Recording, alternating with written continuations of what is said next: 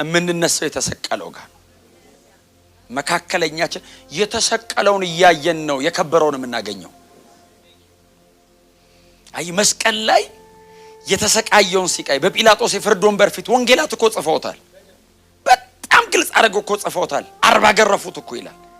እጅግ በጣም አሰቃቂ በሆነ አይነት መንገድ 40 ገርፈውታል፣ አሰቃይተውታል፣ ደብድበውታል በበትር ደሙ ፈሷል ከላዩ ላይ ምንም ባልሰራው በደል ስለኔ ስለ ገራፊው ስለሚወጋው ሰውዬ ሲል ኢየሱስ ይሄንን ሁሉ ሲቃይ ሲወስድ ኢሳይያስ እንደዚህ ያለ እያየው ነው የሚጽፈው።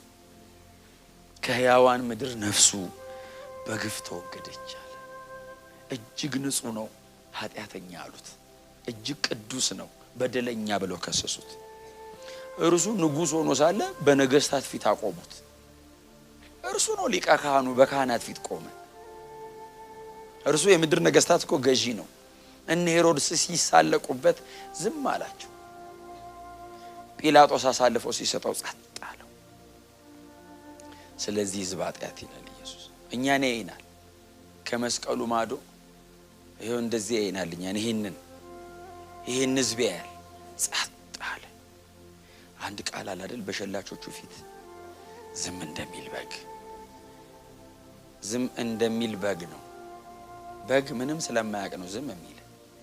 ኢየሱስ እያወቀ ነው ዝም ያለው። ጸጥታው ግን የአንደበት ብቻ አይደለም የልብም ነው። እሱ ጥልቅ ነው ጸጥታው። ጸጥ አለ። እውነቱን ነው። መልስ ቢሰጥ ፍጥረት በፊቱ አይቆምም። የኛ አይነት ደካማ ሰው እኮ ሊያግዘው ሞክረዋል። የሰው ጆሮ በሰይፍ እየቆረጡ ልናግዘው ሞከርን። አቅቶት መስሎን ዝም እየታገሰ እንደሆነ አልገባንም። እና በጣም ተበሳጭ። ሰይፍ መዘው የማይቆረጥ ቆረጡ። ሰይፍ ተመዞ ጆሮ መቼስ ታቅዶ አይገኝም አይደል? ብዙ ነገር ያለ ጆሮ እኮ አቀዳተ ጆሮ ቆረጠ።